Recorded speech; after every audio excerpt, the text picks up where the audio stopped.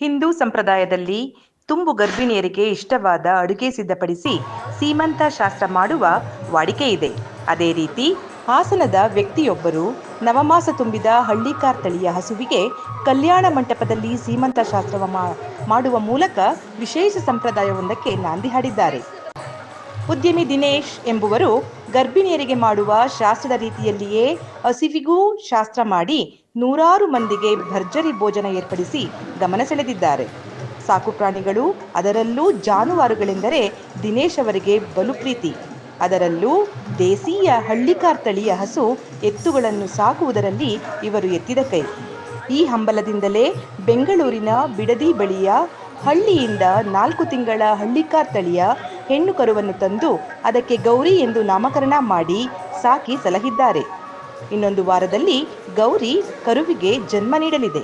ಅದಕ್ಕೂ ಮುಂಚೆ ದಿನೇಶ್ ಹಾಗೂ ಕುಟುಂಬದವರು ಹಸುವಿಗೆ ಸೀಮಂತ ಶಾಸ್ತ್ರ ಮಾಡುವ ರೀತಿಯಲ್ಲಿಯೇ ಲಕ್ಷಾಂತರ ರು ಖರ್ಚು ಮಾಡಿ ಇಂದು ಅದ್ದೂರಿ ಸೀಮಂತ ಶಾಸ್ತ್ರ ಮಾಡಿದ್ದಾರೆ. ನಗರದ ಚನ್ನಪಟ್ಟಣದಲ್ಲಿರುವ ಗೋಮತಿ ಕಲ್ಯಾಣ ಮಂಟಪದಲ್ಲಿ ಗೌರಿ ಹಸುವಿಗೆ ಅಲಂಕಾರ ಮಾಡಿ ಹೂವು ಮುಡಿಸಿ ವೀಳ್ಯದೆಲೆ, ಹಸಿರು ಬಳೆ, ಅಕ್ಷತೆ, ಬೆಲ್ಲ, ಕೊಬ್ಬರಿ, ಹಣ್ಣುಗಳನ್ನಿಟ್ಟಿದ್ದು ಹಸುವಿಗೆ ಆರತಿ ಬೆಳಗಿ ಹಣ್ಣು ನೀಡಿದರು. ಸೀಮಂತ ಶಾಸ್ತ್ರದಲ್ಲಿ 500ಕ್ಕೂ ಹೆಚ್ಚು ಮಂದಿ ಭಾಗಿಯಾಗಿದ್ದು ಅಪರೂಪದ ಸೀಮಂತ ಶಾಸ್ತ್ರವನ್ನು ಕಣ್ತುಂಬಿಕೊಂಡು ಗೌರಿಗೆ ಹಾರೈಸಿದರು. ಈ ದಿನ ಸುದಿನ ಇವತ್ತೇನಪ್ಪ ಅಂದರೆ ವಿಶೇಷ, ನಮ್ಮ ಗೋಮತಿ ಕಲ್ಯಾಣ ಮಂಟಪದಲ್ಲಿ ನಾನು ಒಂದು ಗೋಮತಿನ ಸಾಕಬೇಕು ಅಂತ ನನಗೆ ಅನಿಸ್ತು. ನಾನು 29 ತಿಂಗಳಾಯಿತು, 4 ತಿಂಗಳು ಬೇಬಿಯಿಂದ ತಗೊಂಡ್ಬಂದೆ. ಇವತ್ತು ಈ ಗೌರಿಗೆ 33 ತಿಂಗಳು ನಡೀತಾ ಇದೆ. ಇವತ್ತು ಪ್ರೆಗ್ನೆಂಟ್ ಆಗಿ 9 ತಿಂಗಳು 4 ದಿವಸ ನಡೀತಾ ಇದೆ.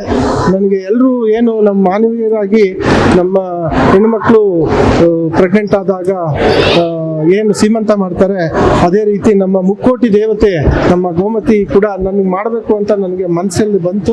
ಹಾಗಾಗಿ ನಮ್ಮ ಎಲ್ಲ ಸುತ್ತಮುತ್ತಲಿನಂಥ ಜನಗಳು, ನಮ್ಮ ಸೇವೆ ಸಲ್ಲಿಸ್ತಾ ಇರ್ತಕ್ಕಂಥ ಜನಗಳು, ನಮ್ಮ ಕಲ್ಯಾಣ ಮಂಟಪದಿಂದ ನಾನು ಯಾಕೆ ಮಾಡಬಾರ್ದು, ಈ ಗೋಮಾತೆದ ಒಂದು ಸೀಮಂತ ಕಾರ್ಯಕ್ರಮ ಯಾಕೆ ಮಾಡಬಾರ್ದು ಅಂತ ಅನಿಸ್ದಾಗ ನಾನು ಇವತ್ತಿನ ದಿನ ಇಟ್ಕೊಂಡು ಅದ್ದೂರಿಯಾಗಿ ನೀವೆಲ್ಲರೂ ಬಂದಿದ್ದೀರಾ, ಚೆನ್ನಾಗಿ ನಡೆದಿದೆ. ನಮ್ಮ ಗೋಮತಿಗೆ ನಿಮ್ಮೆಲ್ಲರ ಆಶೀರ್ವಾದ, ಜನಗಳ ಆಶೀರ್ವಾದ ಇದು ಮುಂದೆ ಇದರ ಆರೈಕೆ ಚೆನ್ನಾಗಿ ಆಗಲಿ ಅಂತ ಈ ಮುಖಾಂತರ ಹೇಳಲಿಕ್ಕೆ ನಾನು ಇಷ್ಟಪಡ್ತೀನಿ. ಹೋಮ ಮಾಡಿದ್ವು, ಅಗ್ನಿಹೋತ್ರ, ಮತ್ತೆ ಗೋಗ್ರಾಸ ಪೂಜೆ, ಗೋಮಾತೆ ಪೂಜೆ, ಎಲ್ಲರೂ ಕೂಡ ಪೂಜೆ ಎಲ್ಲ ಮಾಡಿ ನಮಸ್ಕರಿಸಿದ್ರು. ಎಲ್ಲರೂ ಬಂದವರೆಲ್ಲ ಅತಿಥಿಗಳೆಲ್ಲ ನಮಸ್ಕರಿಸಿದ್ರು. ಯಾರು ಮಾಡಿದಂತ ನಿದರ್ಶನ ಇಲ್ಲ.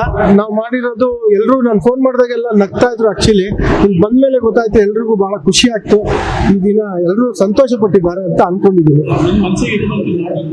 ಇಲ್ಲ, ನನ್ಗೆ ಗೋಮತಿ ಸೇವೆ ಮಾಡುತ್ತಾ ಇದ್ದೀನಿ. ಮುಂಚೆ ಎಲ್ಲ ನಾವೆಲ್ಲ ಗ್ರಾಮಾಂತರ ಪ್ರದೇಶದಿಂದಲೇ ರೈತ ಕುಟುಂಬದಿಂದ ಬಂದವರು ಕೂಡ ನಾವೆಲ್ಲ ಎತ್ತು ಊರಿಗಳೆಲ್ಲ ಸಾಕಿರೋರು.